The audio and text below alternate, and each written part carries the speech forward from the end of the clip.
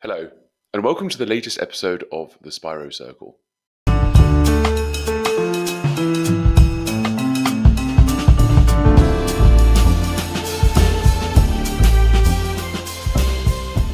It's no secret that Israel's reputation has taken a bit of a tumble since the war broke out after the October 7 attack committed by Hamas.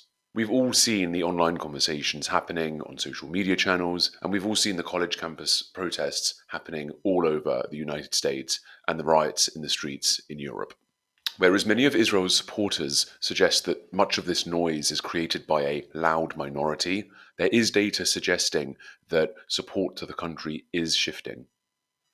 Recent support by YouGov has suggested that even though Israel maintains the highest level of support, that number has dropped by about 4%, directly going to support for the Palestinians.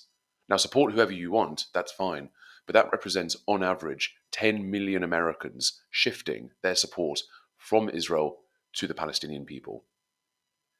The news also comes as Israel was rated dead last in the Nation Brands Index, lying at the bottom of the list alongside countries like North Korea, China, Russia, and other Middle Eastern countries. This has huge repercussions to the future of Israel and its brand, its reputation, and its people. To discuss this idea, I spoke with Joanna Landau, writer of Ethical Tribing, a book all about how the next generation of online users can help shift Israel's reputation online. We spoke about the support for Israel, its shifting sentiments among the young, and what we can do to help fix its reputation online. I hope you enjoy.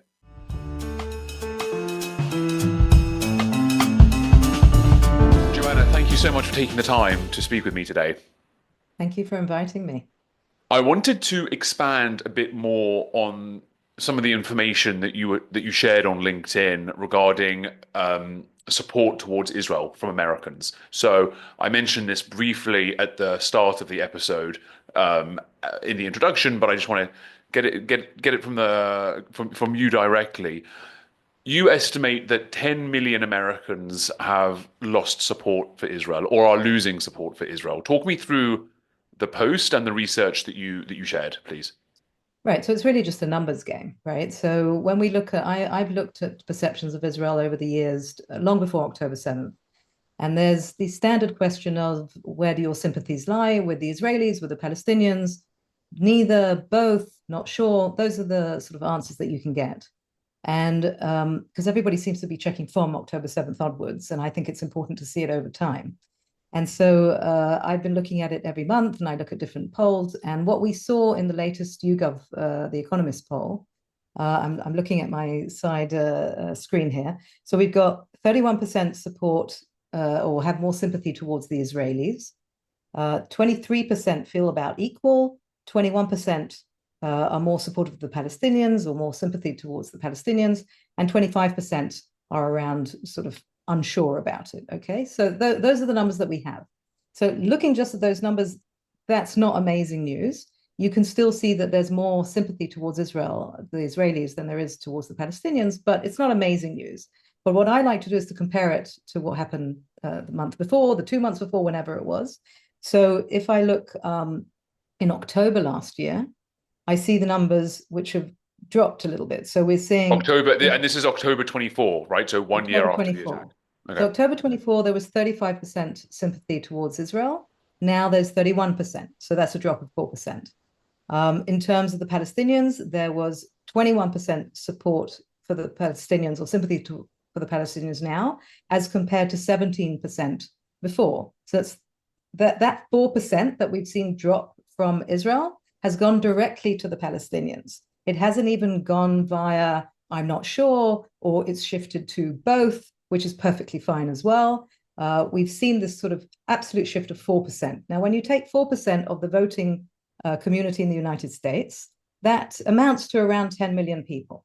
So that's how you make the calculation. It's not an exact calculation. It's a very timely calculation in the sense that it may change, next poll. But these numbers are not good numbers. And it's just a question of management of the narrative. And there's no reason why we should be losing so quickly.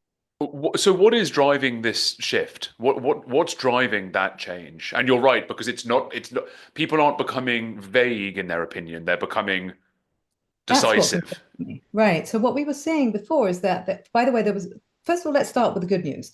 There has always been, and there still is significantly more sympathy towards the Israelis. Not that I feel there shouldn't be sympathy towards the Palestinians, but we understand now that Palestinians is kind of mixing in with Hamas, which is very, very worrying. But we have to remember that the good news still is that there's still more sympathy towards the Israelis. I have to put that on the table. What's driving it is a combination of an extremely well-managed narrative by the other side and an extremely poorly managed narrative by our side, right? I mean, the facts of the matter are that we're dealing with a terrorist organization that did terrible things, posted it all over the place, and still we're losing support, which doesn't make any sense. You're seeing these hostages come out. They look awful, really awful. We shouldn't be seeing such a drop in support, but we are. And I think a lot of people focus on the tactics, and I'm interested in the strategy, which doesn't exist. I have no idea what Israel's narrative is. And I remember when the war broke out, my immediate feeling was, well, wait a minute, whatever the narrative was, let's say we had a strategy before, it surely has to change now that we're at war. It just has to. So what is the new strategy? And I walked around trying to find out, and I couldn't really find one.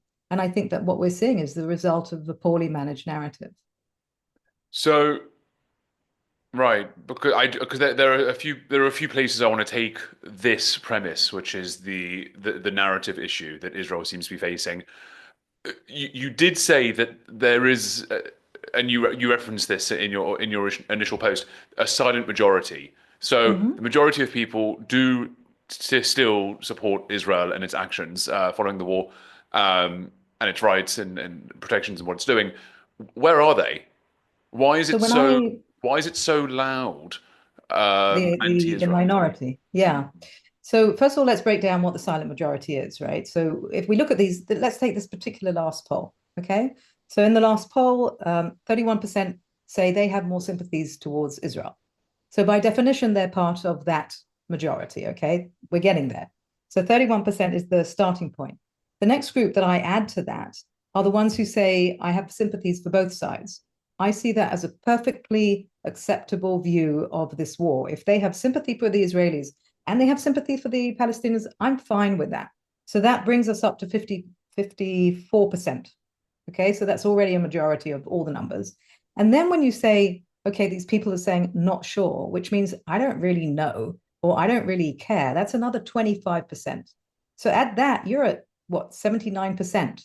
That's a huge, what I call silent majority, because within the 31% that are already sympathetic and the additional 50 or so percent who are kind of either on the fence or support both sides, then what we're seeing is we're hearing very few of those people speak up, even amongst our own. Okay, so that's the problem. Where are they? It's a very good question.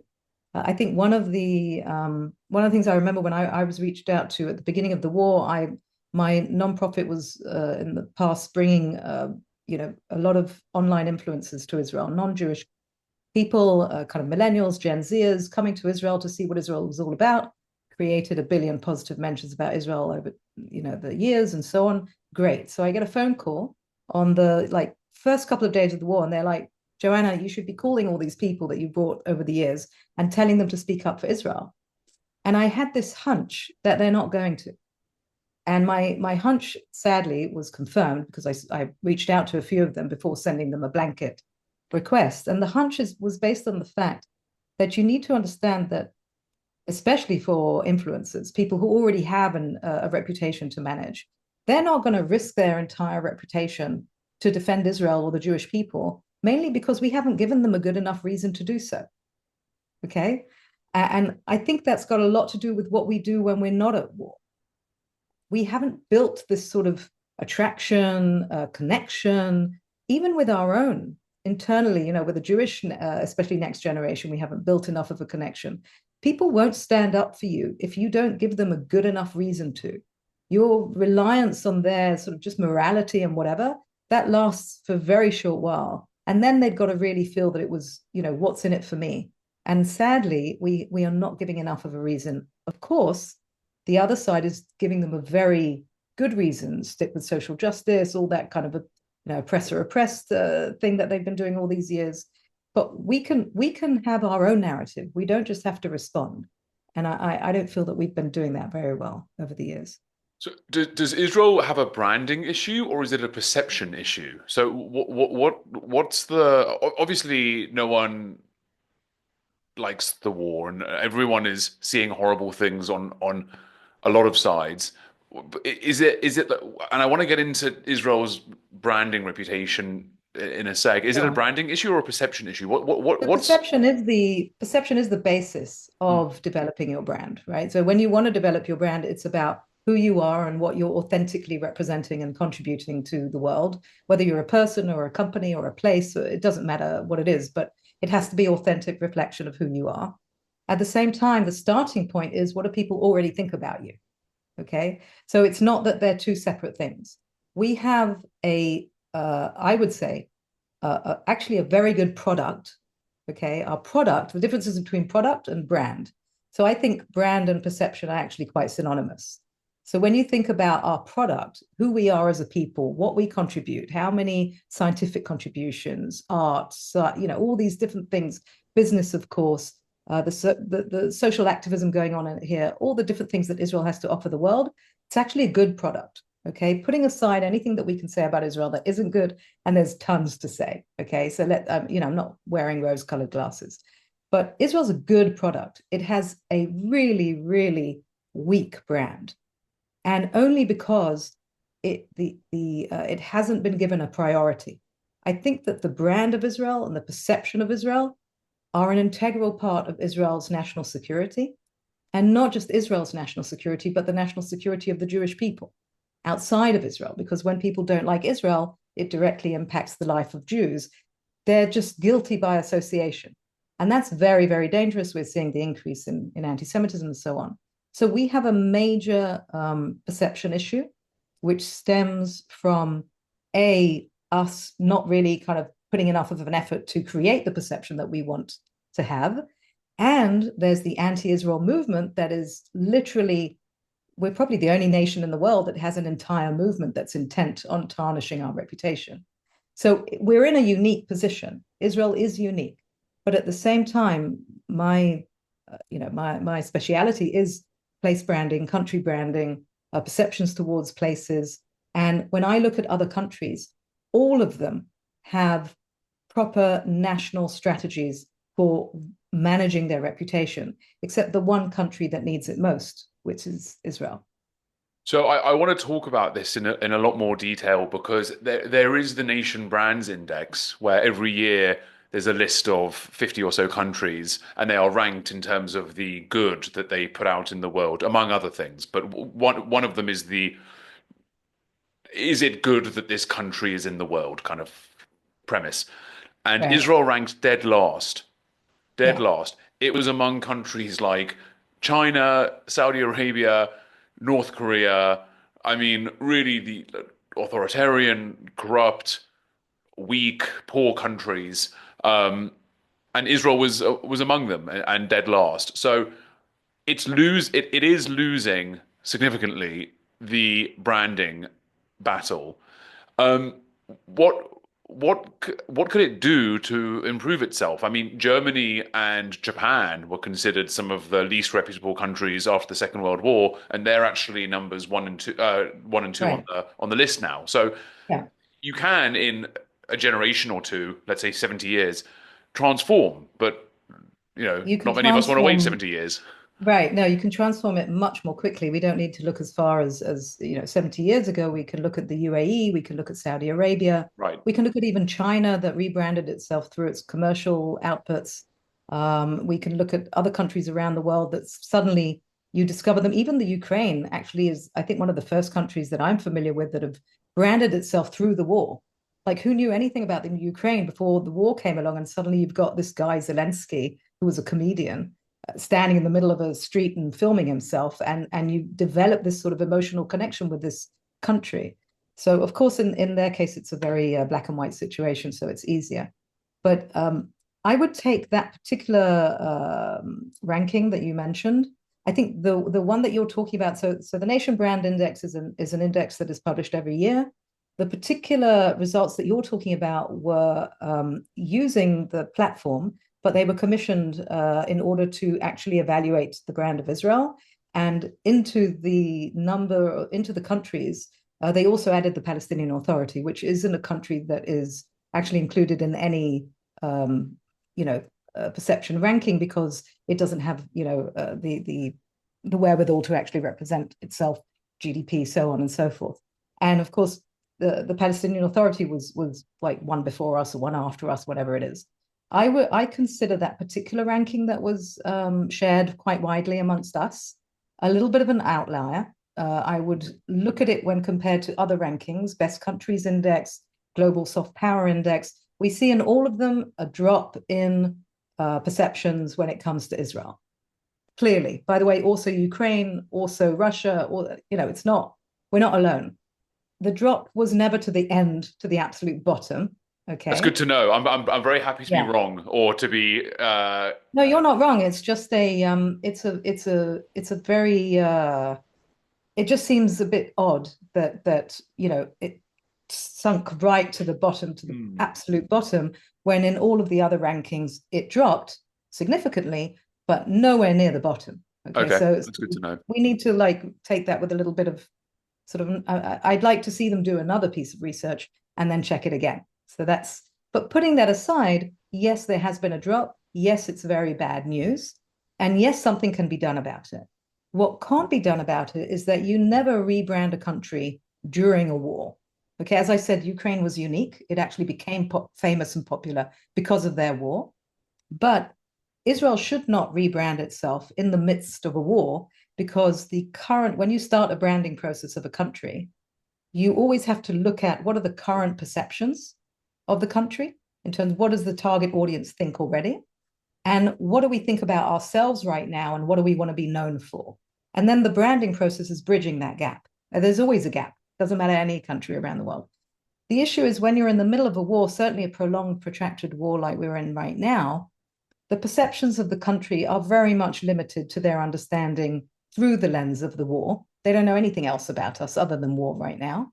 And it's a little bit tone deaf to try and talk about beaches and hummus and, Gal Gadot right now. It's not the right timing. Mm-hmm. And at the same time, if you had an internal discussion within Israel and you asked, what are we good at? What are we known for? What do we want to be known for? This is a very difficult time to be asking that question of the Israeli people and of the global Jewish community, who I think are also major stakeholders in the brand of Israel. So I think that we need to currently understand we're in the middle of a very serious attack on our reputation. We need to defend ourselves against that attack reactively and proactively, start building new alliances, start creating new narratives, do it very strategically. And then when the war is over, prepare ourselves in terms of having an infrastructure to be able to then go ahead and start planning what is our brand, what is our story, what do we want to say to the world, because it can't be defensive. We can't say our brand is we're not an apartheid state. That literally doesn't say anything about who we are. What does it mean? It just means who we're not. We have to understand who we are, what do we represent, what are the narratives that come under our promise to the world. All of that stuff can't happen in the middle while we're going through this harrowing experience and our kids are fighting, and it's not the right timing.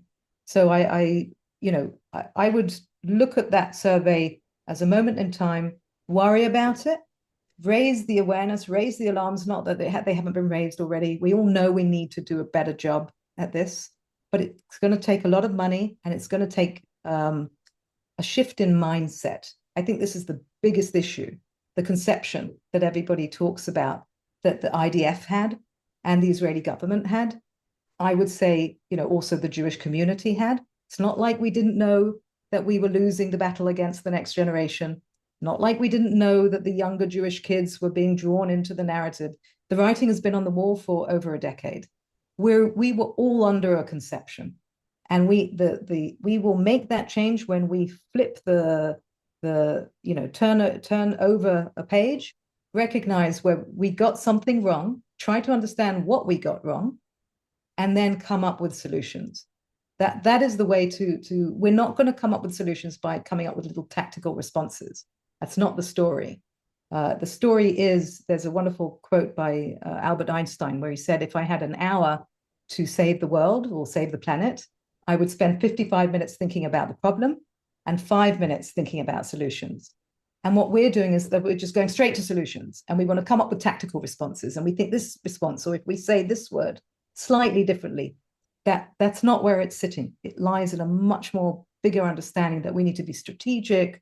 We need to, there's so many things involved in it, but you understand what I'm saying. It's not in Hebrew, we say zbeng v'gamalnu, like, zbeng and we're over and it's done. That's not going to happen in our case. But it also won't take 70 years, that's for sure. Not to worry. That's promising. I think this is a good time to mention the book that you wrote last year that I had the chance to read along with Michael Golden. You kind of shared this book, Ethical Tribing. It tackles some of these. I'm going to hold it up so everyone can see. It tackles some of these problems that you mention in depth. So the full title is Ethical Tribing: Connecting the Next Generation to Israel in the Digital Era.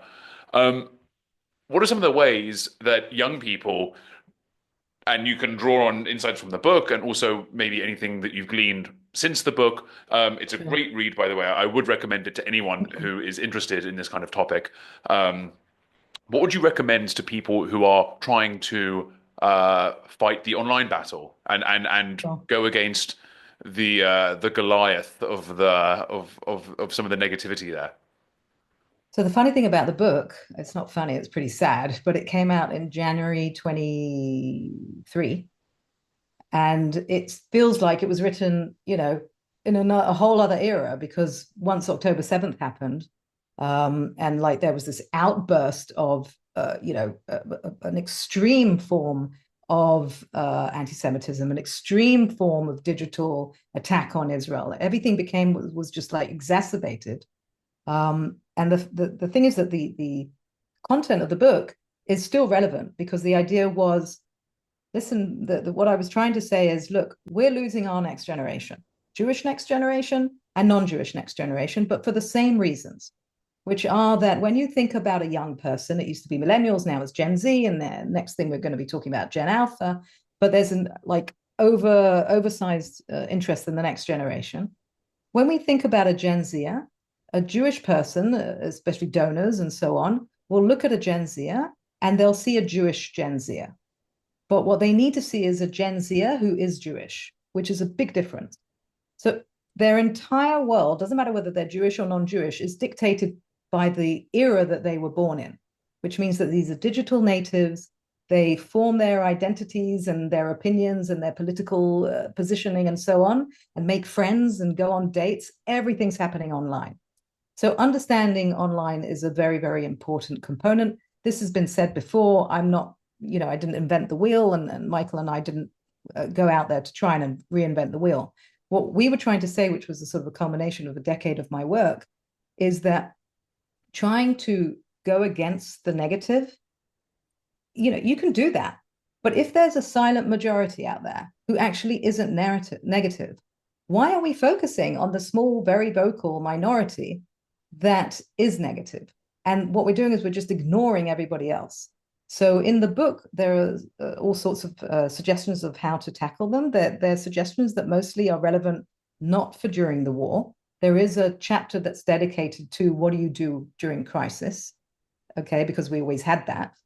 But what I would say is most relevant today, there are very tactical things that one can do, which I can, I can give some pointers here and there. But actually, I would advise people right now, we're kind of in this limbo stage where if you ask me what would be more effective, I think it's much more effective right now to not overly focus on the ones who are being very negative. And when we overly focus on them, by the way, online, we are basically their oxygen. When we respond to somebody who's posted something negative about Israel, here's a small tactical piece of advice.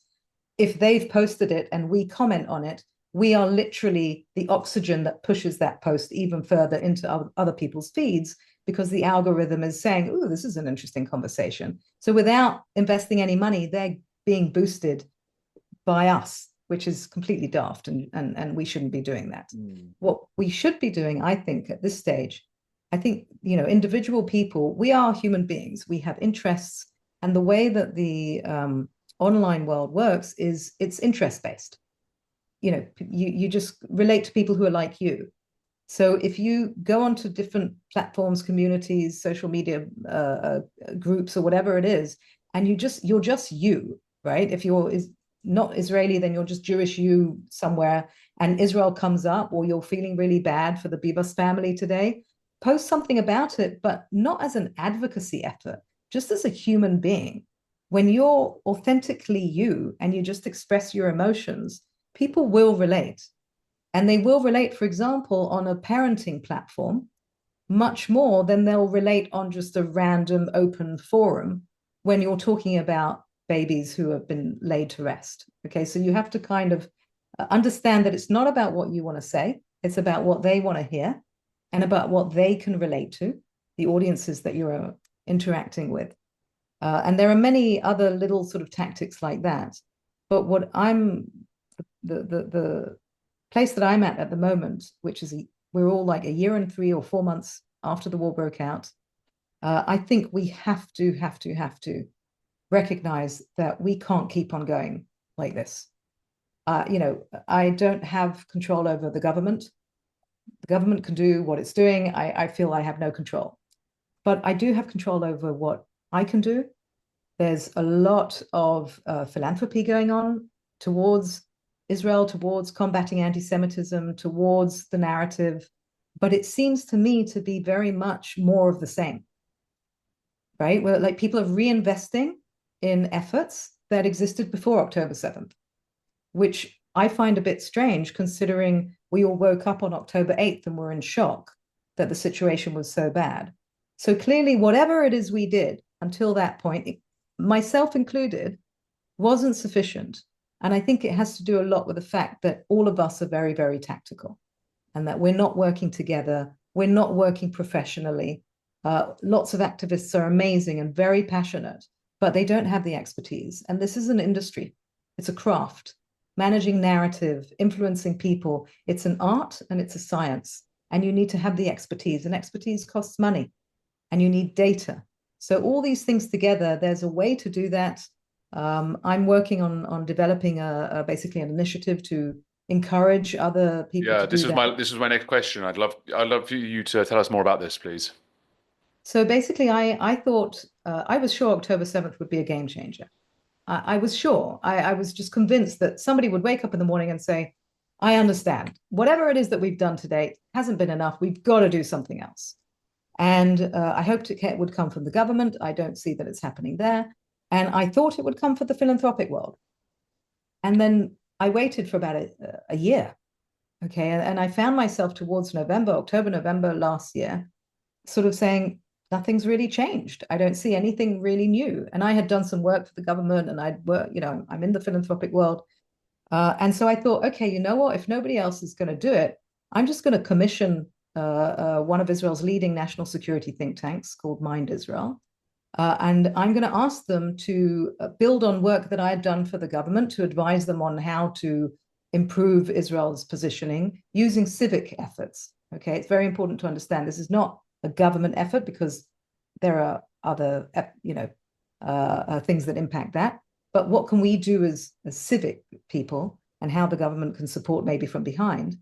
So I asked Mind Israel to actually come up with recommendations to build a strategy and help design an organization that wouldn't replace any of the others that are doing a good job, but would connect the dots and basically create a new reality that we can start investing in and moving forward with. And at the very highest level, what it is basically is, at the same time when we ask ourselves, why is Israel's PR so bad? We also, like the next sentence is, wow, and the anti-Israel PR is so good. So when I look at that and I'm saying, well, if we think they're so good, why don't we just do what they're doing? Why is this such a difficult question for ourselves? And what they're doing is that they have a very powerful and impressive and professionally managed movement. It looks like the BDS movement, basically. But behind that, we know that there are much bigger, sinister forces going on. But it is a movement. And that's what I think Israel needs. I think Israel needs a pro-Israel movement that the whole objective of the movement is to improve our communication strategy, to win the PR war. And there are ways of doing that. There are building blocks that Mind Israel has sort of looked at and told us, this is the way it should be done. And based off of that, I'm developing an initiative where I hope that other donors will join me and take it to the next level, because I don't see anybody else doing something of this kind of thing, which is much more strategic and very much, it's not an organization. We need to create some kind of momentum and get people on board, and get them on board because they want to and not because they have to. What's the name of the initiative? It's called Israel and Partners. Okay, So it's amazing. very similar to New York has New York and Company, London has London and Partners. It comes from place branding organizations. So Israel and Partners, with and partners being the operative Right. word. No, that's amazing. I mean, I know that definitely since the war, it's inspired. I mean, speaking anecdotally, it inspired me to really increase my level of online participation, whether it through written work or media like this, to have these kind of important conversations. Joanna, thank you so much for taking the time. I'm afraid we are Thank running out you. of time. Sure. My episodes in these early days are limited, unfortunately, but we could talk all day about some of the things that you have going on. What are the best ways for people to contact you and to follow your work? So my website is joannalandau.com. So you can find me there and email me anything like that. I'm very approachable. Text me, whatever works. Great. Joanna, thank you so much for taking the time. You, James.